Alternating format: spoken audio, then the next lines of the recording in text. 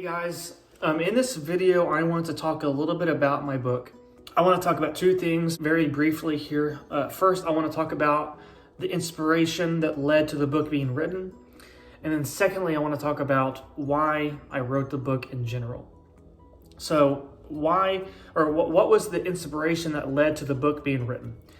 So back in May 2019, I wrote a blog post called "The Gospel is Offensive, but You Shouldn't Be."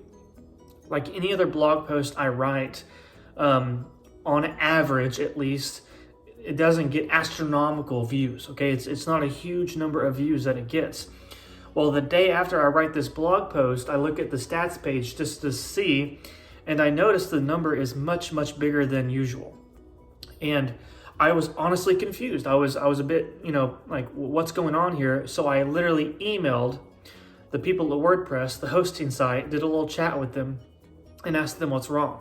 What is this, a glitch? What's going on with this thing? And they said, that's not a glitch. That's the actual traffic you're getting. Congratulations. I was ecstatic. Like, I'd never seen that amount of views before.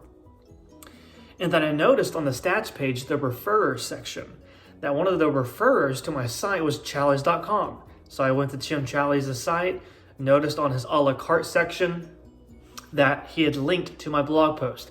I was ecstatic. I was floored. I was just straight giddy about it because I was so excited to see that my blog post was getting this traction. And it also solidified in my mind that, hey, there's actually something here. I'm not writing just to myself. People are seeing it, and people find that it's good material. And it was good to hear. I have people around me that have always encouraged me to continue to write. But getting that exposure or that traction from somebody who's well known in evangelicalism, it was a good thing to see, and it gave me a little confidence booster. And it also solidified in my mind that said, hey, this is actually a pretty good idea. And so I told myself, if it was shared by Challies, then it's a good idea. It's a smart thing to do. Let's try to write a book on it. And so I started dreaming up of ideas about what I could actually flesh this out with, so it wouldn't just be 5 pages long. And I started to write. So then that brings me to why I wrote the book. The reason why I wrote the book is the same reason I wrote the blog, because there's an issue in the Christian world today with how we share the gospel. And not just in how we share the gospel, but how our public witness is on display in the public arena. Social media, conversations with people in your community, people even in your local church. We may have the gospel, we may know the gospel, we may know the right message, but as people, we are abrasive, we're consistently condescending, we act like know-it-alls all the time in conversations, we are holier than thou, so to speak. We show a lack of regard for other people's feelings. We show a lack of regard for what people have to say. We focus too much on talking rather than listening, so on and so forth. So there's so many things that come into play that enable us to make the gospel harder to believe because of our behavior.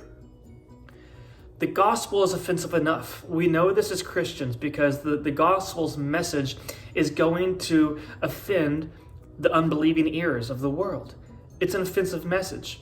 So Gospel Smugness was written so that we can see that we have an offensive message in the gospel.